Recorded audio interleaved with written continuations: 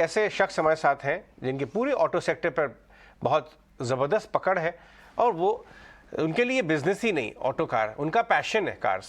हमारे साथ होरमाज सौराब जी जुड़ रहे हैं।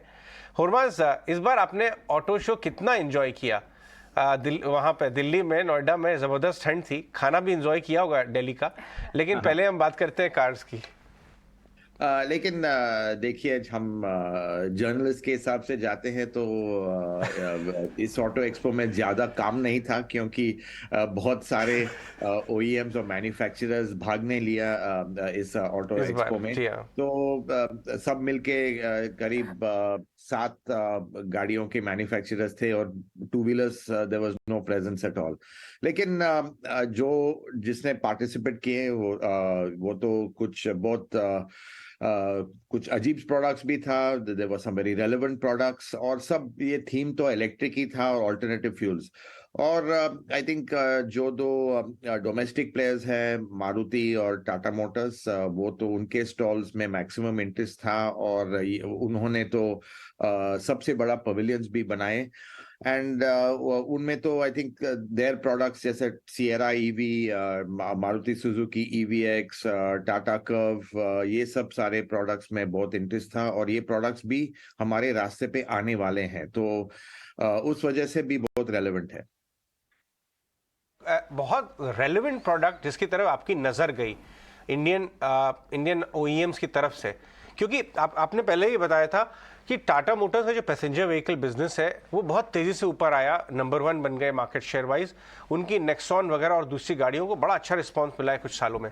अभी आपको क्या पोजीशन लगती है उनकी? क्या कंपेरेटिव पोजीशन बनी रहेगी ईवी में, या चैलेंजर्स आ रहे हैं? एमएनएम ने बड़ी सारी गाड़ियां लॉन्च कर दी, वो सीन कैसे देखते हैं आप? चैलेंजेस तो है लेकिन टाटा मोटर्स का भी तो 3 साल की अभी लीड है, हेड स्टार्ट है।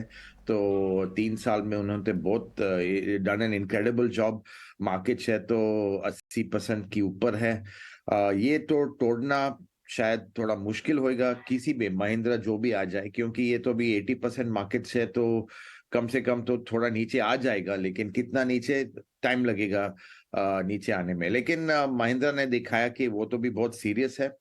और ये उनकी जो एक्सयूवी 400 पे मोस्ट सीरियस राइवल है नेक्सॉन ईवी की। और ये तो टाटा मोटर्स ने ही इंडोर्स किया क्योंकि टाटा मोटर्स दूसरे दिन अब प्राइस बिल्कुल कट किया नेक्सॉन ईवी का, तो उनका भी ये one can understand that they have acknowledged that the next one is that the XUV 400 a serious competitor। तो अभी प्राइस वॉर्स तो अभी शुरू हो गया ईवी मार्केट में भी। और भी बजट मास मार्केट ईवी आने वाले हैं। अभी सिट्रन ने EC3 अभी लॉन्च करने वाले हैं नेक्स्ट मंथ। MG मोटर्स ने भी एकदम बहुत छोटी गाड़ी लॉन्च करने वाले हैं। ये तो भी आ जाएगी शायद फरवरी में। तो 2023 में बहुत सारे मैस मार्केट ईवी आ जाएंगे और ये तो पूरा मार्केट साइज भी बढ़ा देंगे। हॉर्मस, अभी ऐसा गाड़ियों को देख के भी लगता है कि टाटा मोटर्स के पास तो लीडरशिप है। क्या ये लीडरशिप अभी भी टाटा मोटर्स के पास ही रहेगी ई व्हीकल सेगमेंट में, या फिर कोई और कंपनी इतनी अच्छे से प्लानिंग कर रही है चुपके चुपके वो आगे बढ़ जाएगी? और ये तो चुपके चुपके गेम नहीं है। ये तो एग्जैक्टली। ये तो सब देख सकते हैं क्या हो रहा है। आई थिंक महिंद्रा तो जैसे मैंने बोला नंबर 1 सीरियस थ्रेट है, लेकिन महिंद्रा के भी एक ही मॉडल है एक्सयूवी 400। टाटा की तो अभी 3 है और दूसरे भी आने वाले अरे हैं। मेरे तो को सुनाई नहीं दिया। मैं बात टाटा की रेंज जो है मास मार्केट में बहुत ज्यादा है। अभी टियागो ईवी भी है, वो तो 8.5 लाख की गाड़ी है और 9 लाख की गाड़ी है। उस प्राइस रेंज में और कोई दूसरी गाड़ी नहीं है। तो वैसे टाटा मोटर्स ने अच्छी पोर्टफोलियो 3 सालों में they made a good portfolio. Mahindra तो अभी एक ही गाड़ी है एक्सयूवी 400। तो early days, my estimate is I think और 2 साल के लिए Tata motors they hold on to the strong lead. उसके बाद 25 में बहुत सारे ईवी आने वाले हैं। मारुति ने भी लॉन्च करने वाली है उनकी जो EVX कॉन्सेप्ट ऑटो एक्सपो में अनवेल की। वो तो प्रोडक्शन वर्जन 25 में आ जाएगी। That will be a very serious competitor.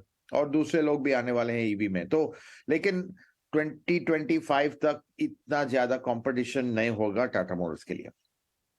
बिल्कुल। मॉर्निंग हरमाज, एक चीज और समझना चाहेंगे क्योंकि आप खुद भी कह रहे हैं कि कंपटीशन बहुत स्टिफ हो जाएगा। पूरा एक्चुअली स्पेस बहुत ही इंटरेस्टिंग हो गया, जहां लिस्टेड प्लेयर्स हैं वो इस रेस में गियर अप कर रहे हैं, तो अनलिस्टेड स्पेस से भी आपको कई तरह के कंट्रीब्यूशन दिख रहे हैं। कैसा होगा ये पूरा ईवी स्पेस? क्या प्राइस कंपटीशन प्लेयर्स के बीच में कैसा सिनेरियो आगे जाने वाले समय देखने को मिल सकता है? देखिए, ये तो प्राइस की गेम है, क्योंकि प्राइस नंबर वन फैक्टर है अभी, खरीदना या नहीं खरीदना। इंफ्रास्ट्रक्चर तो आने वाली है, इंफ्रास्ट्रक्चर तो बहुत इम्प्रूव हुई है, रेंज इज इम्प्रूविंग ऑल्सो। ये जो हर्डल्स है ईवीज में, धीरे धीरे ये तो सब हर्डल्स हटा जाएंगे। लेकिन प्राइस नंबर वन फैक्टर है। ईवीज तो एक्सपेंसिव है, क्योंकि अब तक बैटरी सेल है इंपोर्ट करना है, उन पे ड्यूटी है, और जो सप्लाई चेन है वो अब तक इतनी डेवलप नहीं हुई। तो बहुत सारा parts import, lot of parts are being imported, लेकिन जब लोकलाइज ज्यादा हो जाएगा तो पार्ट्स प्राइस नीचे आ जाएगी। लेकिन आई थिंक प्राइसिंग, ये एक और फैक्टर है, जो 5% जीएसटी जो है वो कब तक रहेगा ये तो बोल नहीं सकते हैं, लेकिन जब तक ये रहेगा तो कब EVs will be very competitive. लेकिन 3-4 साल के बाद शायद वो भी टैक्स बेनिफिट शायद मे नॉट बी देयर। तो बहुत फैक्टर्स है, कह नहीं सकते हैं, लेकिन जो ईवी की डिमांड है बहुत जबरदस्त है अभी, और शायद हमारे हिसाब से बाय 25 करीब 10% पूरा सेल्स ईवी होना चाहिए। हरमाज, बहुत बहुत शुक्रिया आज हमसे बात करने के लिए और अपने व्यूज शेयर करने के लिए कि किस तरह का धमाल मचा था ईवी स्पेस में इस बार ऑटो शो में। और हरमाज ये भी कह रहे थे कि काम कम था क्योंकि बहुत सारे प्लेयर्स ने ऑप्ट आउट किया, तो सारा फोकस चुनिंदा गाड़ियों पे था, चुनिंदा ऑटो के स्टॉल्स पे था। बहुत बहुत शुक्रिया आज हमसे बात करने के लिए हरमाज। हरमाज हमेशा हमारे बढ़िया इनपुट देते रहते हैं और हमारे बड़े पुराने कंट्रीब्यूटर हैं ईटी नाउ स्वदेश पे। लेकिन आगे बढ़ते